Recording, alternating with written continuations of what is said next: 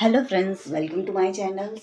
इस हफ्ते के नॉमिनेशन का जो प्रोसेस है वो कंप्लीट हो चुका है और घर से बेघर होने के लिए 9 सदस्य नॉमिनेट हो चुके हैं। फरहाना भट्ट, तान्या मित्तल, नीलम, कुनिका जी, गौरव, प्रणीत, मालती, शहबाज अमाल, ये सभी नॉमिनेशन में आ चुके हैं। फरहाना भट्ट कई हफ्तों के बाद नॉमिनेशन में आई हैं। कुनिका जी भी काफ़ी हफ्तों के बाद नॉमिनेशन में आई हैं। नीलम को तो हर हफ्ते नॉमिनेशन से डर ही लगता है और तान्या भी इस हफ्ते नॉमिनेशन में कई हफ्तों के बाद आई है। इन सबको नॉमिनेशन में आने का डर उनके चेहरे पर क्लियरली दिख रहा था और जिसकी वजह से ये सभी अभिषेक से लड़ पड़े, लेकिन अभिषेक तुरंत ही उन्हें जवाब देने लगा। धीरे धीरे करके इन्होंने अभिषेक का तो पीछा छोड़ दिया, लेकिन फरहाना भट्ट अशनूर के पीछे पड़ गई। मतलब वो सीधे सीधे अशनूर से ही लड़ने लगी, जैसे सारी गलती अशनूर की ही हो।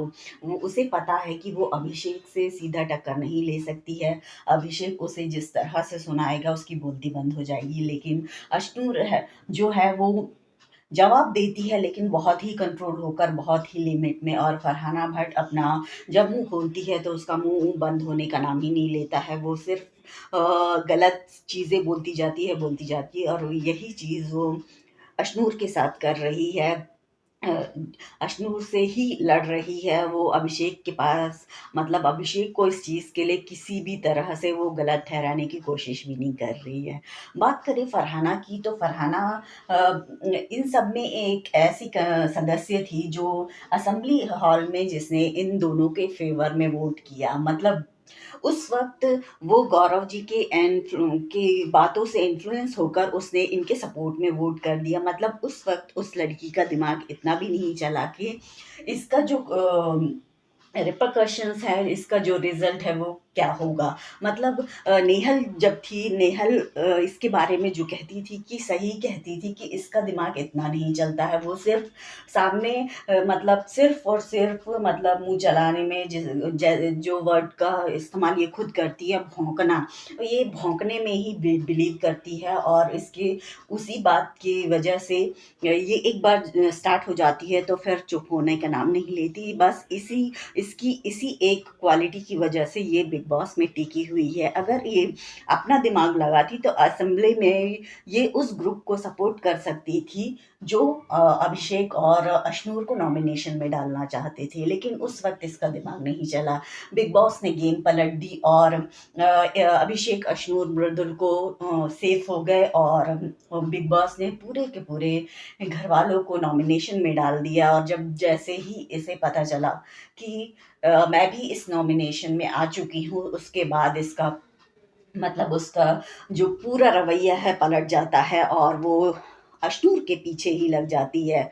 इसके अलावा मृदुल को भी काफ़ी टारगेट किया जा रहा है। फरहाना, कुनिका, तान्या मित्तल, ये सभी लोग मृदुल के पीछे हाथ धो के लगे हैं, पीछे पड़ गए हैं। इन्होंने सारी ड्यूटी छोड़ दी है, कोई काम नहीं कर रही हैं।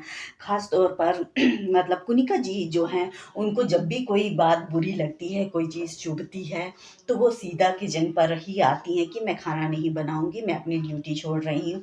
और उन्होंने सेम चीज़ इस बार भी की और उन्होंने कहा कि जब तक मृदुल कैप्टन है वो खाना नहीं बनाएँगी।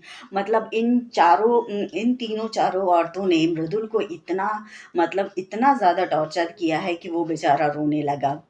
मतलब इनको पता है कि मृदुल उस तरह से रिएक्ट नहीं करेगा जिस तरह से बजाज जवाब देता है, या जिस तरह से कोई और किसी और के पीछे अगर ये पड़ेंगी। इवन अगर अमाल या शहबाज के पीछे अगर ये लोग इस तरह से पड़ते तो वो उनके मतलब मतलब उनकी इज्जत का फालूदा बना के रख देते। इन्हें पता है कि मृदुल जो है वो उस लेवल पर जाएगा नहीं। फरहाना भट्ट जिस लेवल पर गिरती है, मृदुल उस तरह से बातें करता ही नहीं है। वो बहुत ही कंट्रोल और बहुत ही ये सभ्य तरीके से अपनी बात रखता है और वो ये चीज़ अपनी कैप्टेंसी में कर भी रहा है।